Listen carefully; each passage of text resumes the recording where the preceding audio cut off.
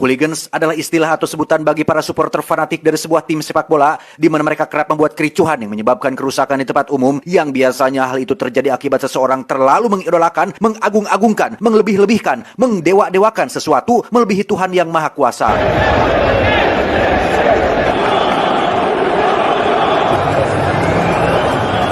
Berlatar di kampung halamannya Frank Lampard, cerita diawali dengan memperlihatkan sekelompok supporter bernama GSE yang merupakan pendukung tim sepak bola West Ham yang dipimpin oleh seorang pemuda bernama Pete Dunham, kita panggil saja Dunham, ini babangusnya, yang tak sengaja bertemu dengan kelompok supporter dari tim lain sehingga seperti kebanyakan pendukung fanatik konvensional pada umumnya, terjadilah perselisihan yang berakhir dengan tawuran di stasiun kereta api.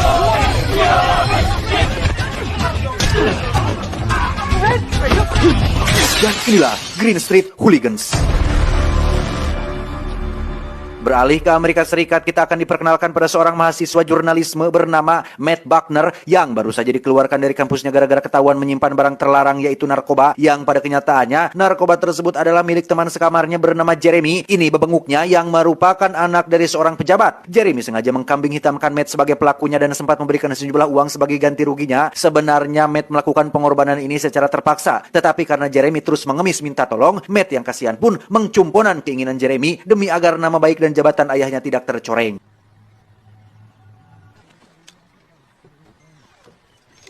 Sempat menghubungi ayahnya tapi sibuk terus, Matt akhirnya memutuskan untuk pergi ke Inggris mengunjungi kakak perempuannya yang menikah dengan orang Inggris, yang dalam perjalanan tersebut Matt terlihat membawa serta tesis atau karya tulisan jurnalismenya untuk sebagai kenang-kenangan terakhir semasa dia kuliah di kampus tersebut.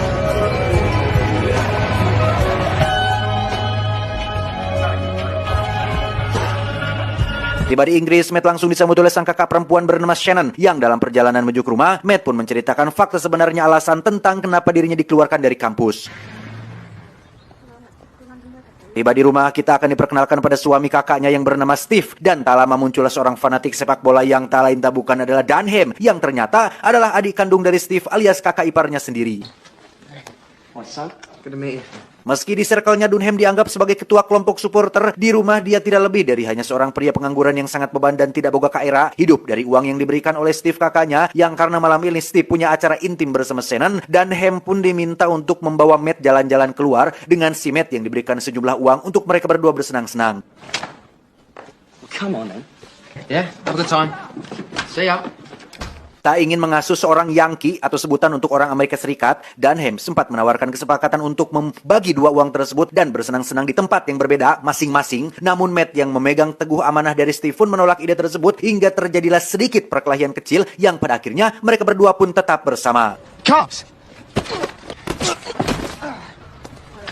Dunham bermaksud untuk mengajak Matt masuk ke dalam bar tempat berkumpulnya GSE atau teman-teman supporter sepak bola West Ham-nya, di mana Dunham memberitahu Matt tentang dua hal yang paling dibenci oleh mereka semua adalah mereka benci dengan polisi dan jurnalis, sehingga Matt diminta untuk tetap low profile, jangan mengatakan sesuatu yang berkaitan dengan dua hal tadi. It's football day. Pada saat Dunham sedang memperkenalkan Matt kepada teman-temannya, muncullah seseorang bernama Bover. Ini bebenguknya yang seperti biasa dalam sebuah kelompok, tentu saja selalu saja ada satu orang yang memiliki watak polontong, sombong, adigung, curigaan, dan pika sebelen, di mana Matt langsung mendapat perlakuan atau respon menyakitkan ketika Bover menolak jabat tangan dengan Matt yang sudah mengacungkan tangannya. Berjam-jam minum Homer, tertawa terbahak-bahak membahas topik tidak jelas, ngelantur ngalor ngidul, bahkan sampai pemilu tahun mendatang pun dibahasnya juga. Matt mencoba untuk menyesuaikan diri meski pada kenyataannya dia tidak terbiasa mabuk-mabukan seperti ini.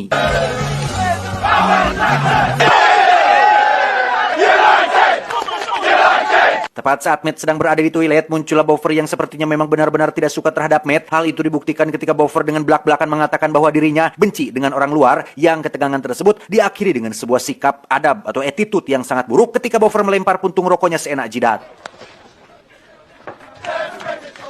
Setelah kepala pusing dan zat-zat alkohol sudah mendominasi seluruh tubuh, mereka pun langsung pergi ke stadion untuk menonton pertandingan sepak bola yang setibanya di depan gerbang, dan Dunham menyuruh Matt untuk tutupi wajahnya agar tidak tertangkap oleh kamera CCTV.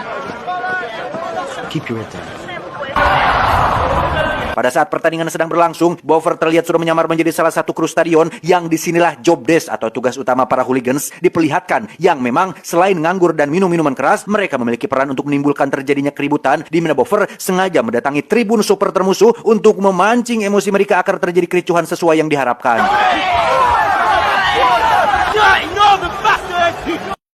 Tak puas hanya dengan menimbulkan kericuhan di dalam stadion, mereka kembali menyusun rencana untuk melakukan penyerangan setelah diketahui ada sekitar 50 orang supporter lawan yang masih berada di sekitaran stadion ini, yang ketika Matt memilih untuk menjauh dan bermaksud pulang sendirian, tiba-tiba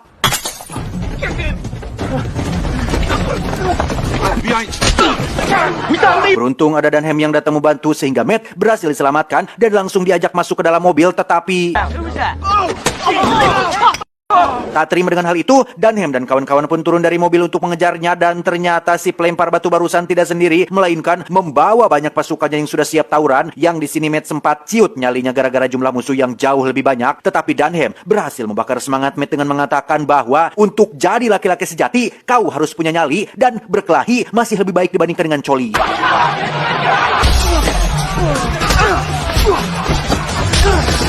Saat hampir kalah itulah muncul Boffer dan kawan-kawan yang datang membantu sehingga mereka akhirnya berhasil menang dan membuat musuh lari terbirit-birit. Selesai tawuran, Dunham pun mengajak Matt untuk membeli makanan, yang di situ Dunham menunjukkan berita di koran tentang kelompok supporter mereka yaitu GSE yang selalu diberitakan jelek-jelek oleh media. Itulah alasannya kenapa Dunham dan kelompok GSE dan semua hooligan sangat benci sekali dengan jurnalis. Dunham pun menceritakan tentang esensi dari seorang hooligans bahwa mereka, para supporter bola, tidak hanya menjadi pendukung tim sepak bola, tetapi merupakan sebuah kelompok atau organisasi yang terkoordinir yang memiliki solidaritas tinggi. Setiap tim sepak bola pasti punya supporter fanatik sendiri, dan tawuran yang sering terjadi timbul atas nama harga diri dan reputasi dari kelompok masing-masing. Sehingga pada dasarnya mereka, para supporter fanatik, tidak terlalu peduli tentang tim sepak bolanya, tidak peduli masalah menang atau kalahnya, cedera atau tidak para pemainnya, tidak peduli pada olahraganya, tidak peduli pada sportivitas yang dijunjung tinggi, karena fokus utama mereka adalah supporter lawan, bukan pertandingan. More than any other firms by far. Sort of like the Yankees and the Red Sox. Meski Dunham sering berkelahi dan terkesan urakan, dia aslinya adalah orang yang sopan dan masih punya adab, yang hal itu dibuktikan ketika Dunham memilih untuk berdiri dan mempersilahkan wanita untuk duduk di bangku penumpang.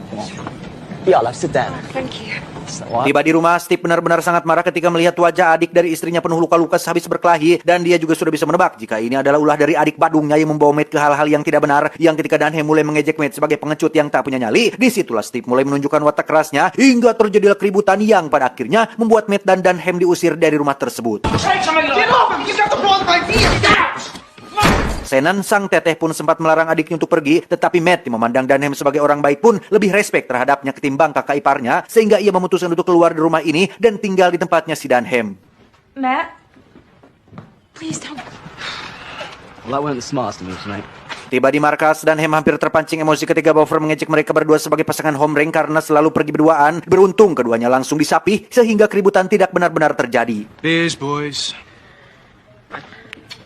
Beberapa waktu setelah resmi tinggal di kediamannya si Dunham, Matt pun melihat sisi lain dari Dunham yang ternyata tidak seperti dugaan awalnya. Dikira seorang beban, pengangguran, dan menyusahkan semua orang, tukang cari masalah dan sampah masyarakat, dan lain sebagainya. Dunham aslinya adalah seorang pelatih sepak bola untuk anak-anak yang ketika Matt mencoba untuk menjadi kiper, ia pun dibuat kebobolan berkali-kali oleh anak-anak tersebut. Bukti bahwa Dunham adalah seorang pelatih yang cukup sukses.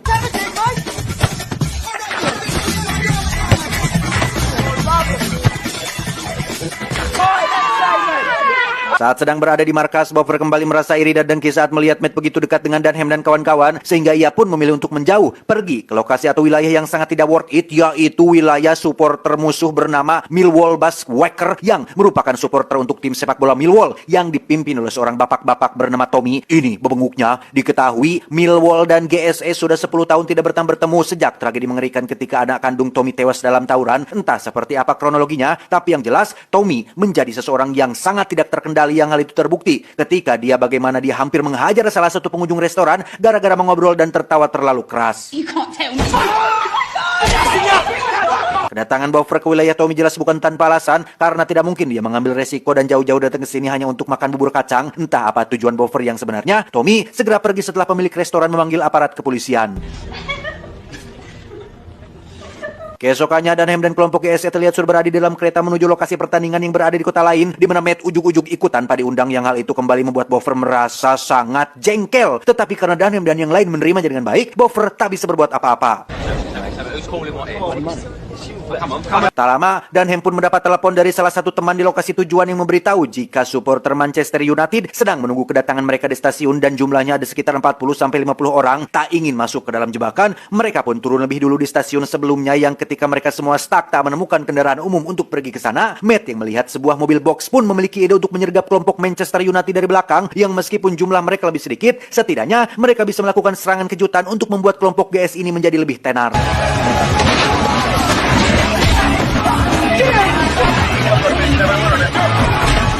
Berkat kamera CCTV yang ada di lokasi, reputasi kelompok GSE pun semakin naik setelah mampu menghadapi 50 orang Manchester United yang pemberitaan ini tidak terlepas dari peran Matt yang menyarankan ide briliannya sehingga namanya pun mendadak terkenal di kalangan supporter West Ham. Bahkan Matt sendiri pun mentato tubuhnya dengan logo GSE dan itu semakin membuat Boffer cemburu penuh iri dan dengki. People around town had heard of me. They would hear my accent and say, once you've taken a few punches and realize you're not made of glass, you're back.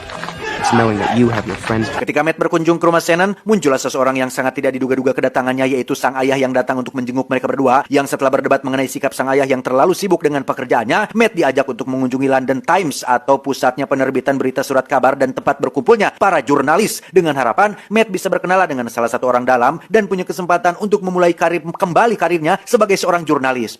Balai lol. Tak ingin melewatkan kesempatan, Matt pun ikut bersama sang ayah ke London Times dan sungguh sangat tak terduga ketika salah satu teman dekat Boffer melihat Matt berada di sarangnya para jurnalis yang seperti Dunham tekankan di awal bahwa ada dua hal yang paling dibenci oleh para hooligans. Yang pertama polisi, yang kedua adalah jurnalis. Sehingga Boffer pun akhirnya memiliki senjata untuk bisa menyingkirkan si Matt dari kelompok GSA ini. A little yank, mate. Tepat di saat bersamaan diadakanlah undian untuk menentukan tim yang mana akan bertanding di season selanjutnya, di mana Dunham dan semua orang pun langsung bersorak-sorai saat mengetahui jika West Ham akan bertanding melawan Millwall yang seperti kita tahu, keduanya adalah musuh bebuyutan yang selama 10 terakhir ini tidak pernah saling bertemu, dan ini adalah kesempatan emas untuk kedua kelompok supporter mengeluarkan semua jiwa-jiwa kebrutalannya.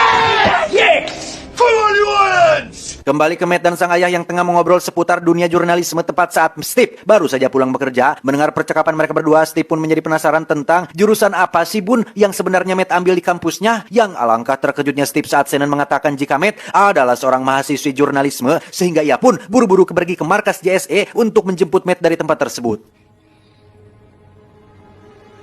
Tanpa banyak bicara, Steve langsung mengajak Matt untuk pulang karena bukan apa-apa. Steve hanya peduli pada keselamatan adik iparnya, tak ingin Matt terluka atau dikeroyok oleh semua hooligans apabila mereka mengetahui tentang profesi jurnalisnya atau jurusan kuliah yang diambilnya. Namun saat akan pergi, semua orang langsung mengacungkan gelas minuman mereka dan mengajak Steve untuk bersulang, yang pada akhirnya terungkaplah jika Steve adalah ketua lama dari kelompok GSE. Sudah terlanjur ketahuan, Steve pun akhirnya menceritakan masa lalunya 10 tahun lalu ketika dirinya masih menjabat sebagai ketua, di mana pada waktu itu West Ham kalah dari Millwall. Tak terima timnya diejek dan ditertawakan, Steve bersama kelompoknya pun melakukan penyerangan tepat saat putra kandungnya Tommy masih berada di TKP, hingga terjadilah insiden tak terduga ketika si anak terjatuh dan seluruh tulangnya remuk terinjak-injak oleh kelompok GSE, sehingga Steve yang menyaksikan langsung hal itu pun menjadi trauma dan memutuskan untuk melepaskan jabatan dari ketua. I never went to another match after that. Di saat bersamaan, Boffer pun mendatangi kediaman Dunham untuk memberitahu tentang Matt yang seorang jurnalis, yang karena penasaran, Dunham pun memeriksa barang-barang pribadi Matt dan menemukan tesis tentang jurnalisme, sekaligus laptop berisi tulisan yang menceritakan kehidupan para hooligans, termasuk nama Dunham yang juga tertera di situ. You happy now? We're all in here. Say nothing about me. Tak banyak pikir, Dunham langsung meluncur ke markas untuk meminta klarifikasi, di mana ketegangan itu berhasil dilarai oleh Steve yang kebetulan masih ada di sana. Namun Boffer yang sejak awal benci pun memanfaatkan kesempatan tersebut untuk terus mendesak Matt dengan mengatakan bahwa ayahnya juga adalah seorang jurnalis, sehingga ketika Steve tak terima ayah mertuanya dilibatkan, langsung menghajar si Boffer hingga dia menjadi sangat sakit hati. Terlebih lagi, Dunham sang ketua tentunya akan lebih memihak pada keluarganya sendiri ketimbang pada si Boffer yang bergong ini. You don't do someone on the deck! Boffer yang pundung pun lagi-lagi mengambil keputusan yang salah ketika dia nekat mendatangi markas Millwall untuk bertemu dengan Tommy untuk memberitahunya bahwa Matt Yankee adalah seorang wartawan, dan saat ini Steve juga kebetulan ada di markas, sehingga Tommy dan pasukan pun langsung meluncur ke sana untuk melakukan penyerangan sekaligus membalaskan dendam kematian putranya 10 tahun yang lalu.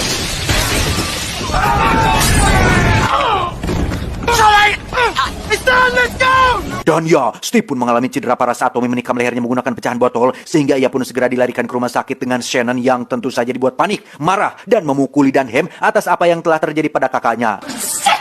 You're so sick! Mengetahui jika Boffer adalah dalang di balik penyerangan tadi, Dunham langsung menghampiri si jangkar Head Boffer yang sedang duduk sambil merasa ketempuhan. Ketempuhan itu artinya merasa bersalah atuh, panik, tegang, khawatir, dan bingung harus bagaimana. Di mana Dunham benar-benar merasa sangat kecewa dan dihianati, yang ucapan tersebut semakin membuat si Boffer berdegong ini lebih merasa bersalah. Steve yang sudah siuman pun menyarankan Shannon dan Matt untuk pulang kampung dulu ke Amerika Serikat sampai situasi kembali kondusif karena tidak aman bagi mereka berdua berada di sini. Ditakutkan Tommy kembali melakukan serangan susulan. Sementara itu, Dunham yang tak terima kakaknya dibuat cedera pun menyusun rencana untuk balas dendam dengan mengajak kelompoknya si Tommy untuk melakukan pertarungan di lokasi yang sudah ditentukan. The far away fire lesson is lost there.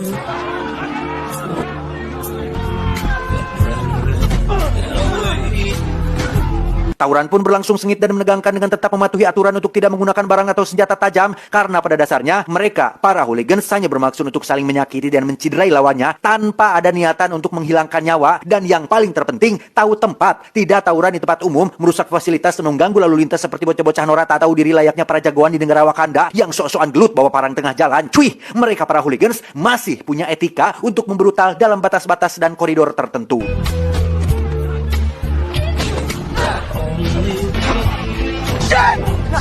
Dan sungguh, betapa bebannya seorang Shannon yang ujug-ujug muncul dengan maksud untuk menjemput Matt pulang ke Amerika, sehingga ketika Tommy menyadarinya, ia langsung menyuruh salah satu anteknya untuk menyerang Shannon dan tiba-tiba...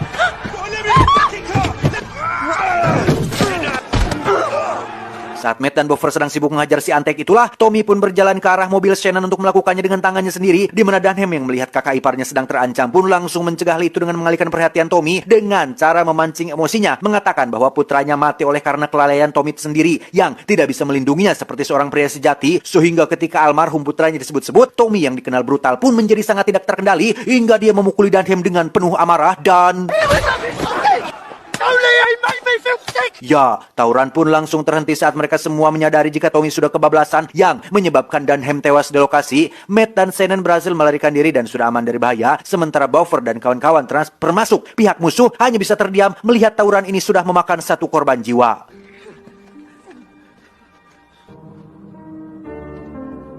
Beberapa waktu berlalu setelah kepulangan Matt ke Amerika, ia pun mendatangi si Jeremy, teman sekamarnya yang kini sudah menjadi pekerja kantoran dan jabatan yang lumayan berkat bantuan ayah pejabatnya, di mana Matt datang untuk menagih janji Jeremy yang katanya akan membantunya masuk kembali ke universitas, tapi nampaknya Jeremy tidak benar-benar peduli pada akan ucapannya, sehingga Matt yang kini sudah bernyali pun langsung mendorongnya dan mengacungkan kepalan tangannya yang membuat si Jeremy ketakutan dibuatnya. Puas dengan hal itu, Matt pun keluar sambil menyanyikan yel-yel GSE yang khusus dia persembahkan untuk Steve yang entah bagaimana nasibnya sekarang. Tamat ending yang cukup membagongkan.